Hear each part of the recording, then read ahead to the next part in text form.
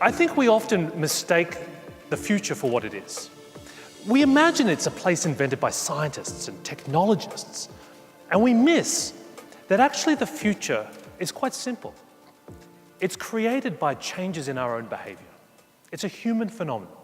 And you know, business leaders and organizations around the world are commencing this amazing adventure at the moment, which is this adventure of digital transformation. And for me, digital transformation is not about technology. In fact, the least important part of that concept is the word digital.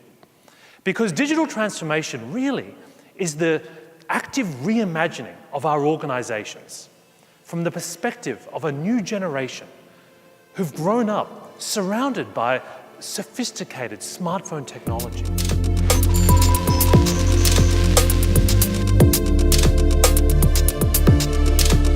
Because what did you do as your young children were growing up, as they started crying and demanding your attention?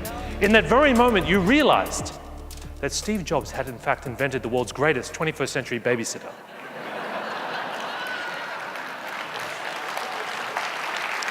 Who would have thought? It worked perfectly, but did you consider what you did? Because at that moment, when you handed that device to your young child, you actually started a process of neurologically remapping the entire structure of their mind, the way they communicate, the way they saw the world, the way they frame reality, the way they understood how they get their entertainment and content. All of that was reshaped in that moment. And we're only at the very beginning of trying to understand now the implications this will have as this generation gets older, joins the workforce, become consumers, and start making decisions for themselves. If you don't believe me, just consider how much your own behavior has changed in the last 5 years.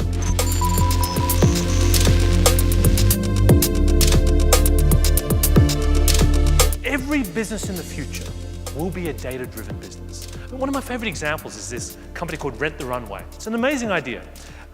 They worked out that the average woman in America buys over 50 new outfits a year, which is very expensive, very time-consuming.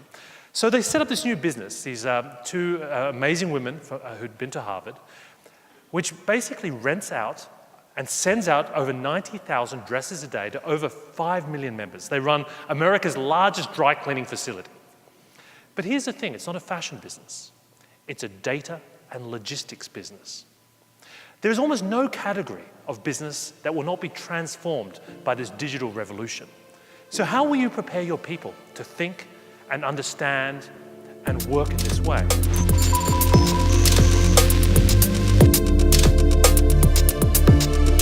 What are the most valuable skills that your employees and co-workers will need to learn to solve 21st century problems? I don't know about you when you were growing up. I grew up in the 80s, which means that the kind of game that all the kids played when I was at school was the Rubik's Cube. Now, I was terrible at this game. In fact, this was my attempt at solving the Rubik's Cube. But it's interesting to think how kids today would approach this problem. You know, Jeanette Wing, who's the head of computer science at Carnegie Mellon University, wrote a very influential paper where she argued that, in some ways, 21st century literacy was something she called computational thinking. It may be more important in the future to teach kids not to program computers, but to think like a computer. In other words, can they take a problem and break it down in a way that computers can help them solve it, to see patterns?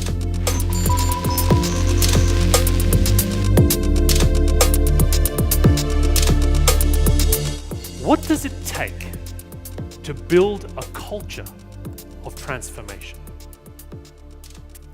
In other words, what is it that these very digital, very innovative, very fast-moving companies do and know that the rest of us and big traditional companies seem to miss? So my starting point on this is simple. Startups don't count. If anyone ever comes to you and tells you that startup X, Y, or Z has an amazing culture, just laugh at them. Because, quite frankly, if you can't have great culture when you have 10 people, you've got a serious problem. It's much harder when you have 1,000 people or 10,000 people. Big companies have a unique challenge.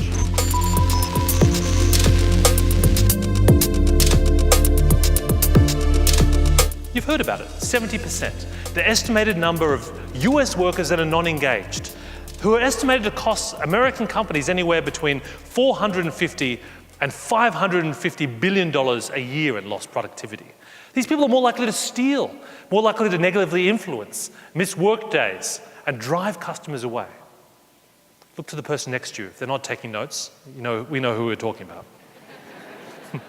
But they worked out that only 41% of employees actually even knew what their company stood for and how its brand was any different to its competitors.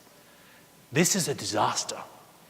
You're not going to fix this by having a tug of war or having casual Fridays or free beer. Free beer might work. But all the traditional levers of engagement are not going to change this number. Because at the heart of this, I think, is a problem of scale. When companies get big, you lose your sense of perspective, where you fit in, what your purpose is. As we start to think about this, I want you to realize that you're not alone. It's not just traditional businesses that are struggling with this idea of engagement and kind of mass learning and innovation. Some of the world's most innovative companies struggle with it. Reed Hastings famously said that the thing that keeps him awake at night is talent density. What he's terrified is that he's going to start one day hiring people that are more process-driven than performance-driven. You know the process-driven people, right? They're the ones who want to keep adding pages to the employee handbook, right? Performance-driven people aren't so concerned about the rules and regulations. They're there to work out how to constantly improve what the company does from the perspective of the customer.